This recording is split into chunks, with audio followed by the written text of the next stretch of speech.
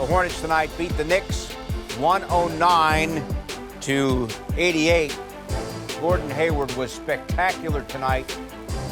Came in averaging 21 points per game. He had 28 of his 34 in the first half alone. Hornets went up by 17 early. They were up by 7 at the break, and they go on to roll over the Knicks 109-88. Back on our Delta MSG studios, Bill Pito and Wally Zerbiak here. Alan Hahn joins us from his home studio. And last 3 games, Wally, 89 points.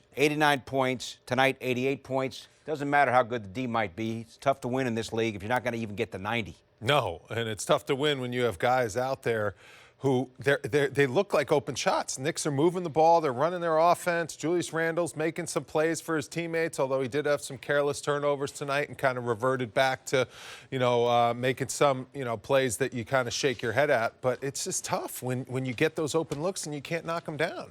And you got to find guys in this league that can make shots. And the Knicks have a couple guys that are injured right now. Hopefully they come in and they can help this offense flow a little bit more. But I can tell you as a player, I know Tom Thibodeau's asking the guys, even if they're not making shots, to still be locked in on the defensive end of the floor. It wears on you mentally when you're missing open looks. It really does. Because you see Gordon Hayward knocking down every shot he pulls up to shoot.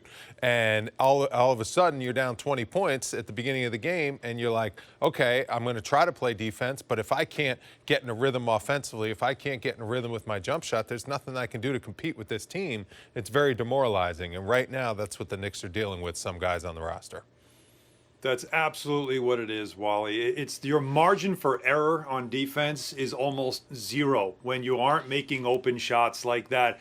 So many Knicks fans always like to go back to the days of the 90s Knicks and how hard they played defense, and those scores were always in the, the 80s and low 90s, so like 91-87 was your final. The three-point shot wasn't what it was then, what it is today. So while we love that defense, you've got to have some offense, and when you get open shots and open looks like this offense does get you, you've got to knock them down. When you get into the paint, you've got to be able to finish. And that's the problem, and it is demoralizing. It's tough as you just grind through it, and the other team is just throwing it over their heads, and it's going in for 3, and you can't make one where you're basically like stick your finger in the air, check the wind, and then take the shot, and it's still bricks. That has to wear on a team. That's where it is right now. It's the 5th time in 11 games they haven't reached 90 yet. 5 times. Offense a major issue, and it's putting pressure on that defense.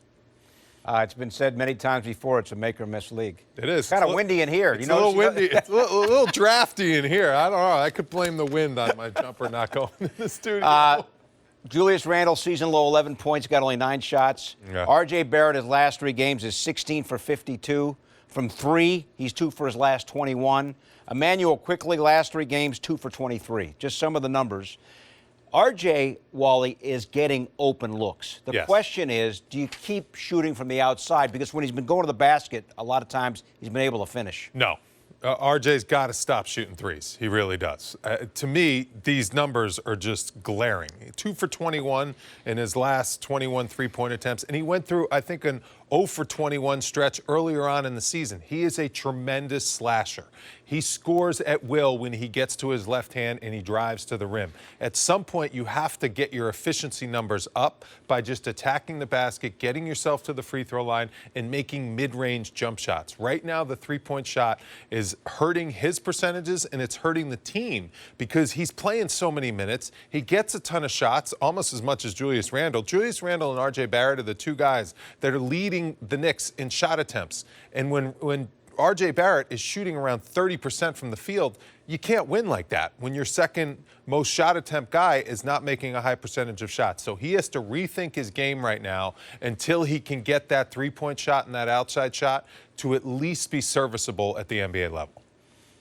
We're going to call him R right now. He's looking for the J, to be honest, and I'm using the joke from a friend of mine who sent me a text during the game because it's true. But you know what else we noticed about him, too, with his slashing ability? In the early part of the season and also in the preseason, he was getting to the foul line. He was drawing fouls. He's not getting to the foul line as much either. He only took 2 free throw attempts in this game because he's spending a lot of time in the perimeter. That's where teams are playing, and they want to keep him out there and give him that shot. All right, meantime, for the Hornets, one of our big stories in the pregame, Wally, was the play of Gordon Hayward. Yeah. Big free agent deal with Charlotte. and been a top player for them all year, and tonight the 34 with 28 coming in the first half. Yeah, and he took his foot off the gas in the second half too. He didn't play as aggressively as he did in the first half. He just had anything he wanted in that first half.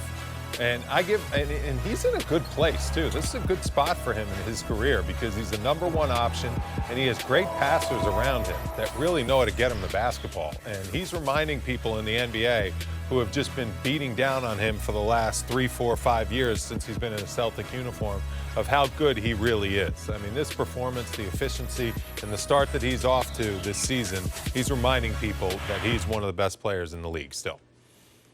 Wally, was this your matchup to watch before the game? No, it was actually P.J. Washington and Julius Randle. Complete clunker.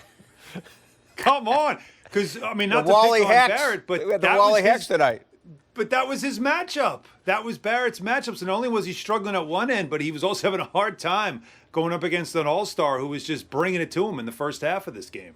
And then, guys, LaMelo Ball, you watch him play, you look at the stat sheet, 14 rebounds. I know. 8 points, 7 assists, and 14 rebounds off the bench. Well, when the opponent shoots under 40%, there's a lot of rebounds out there.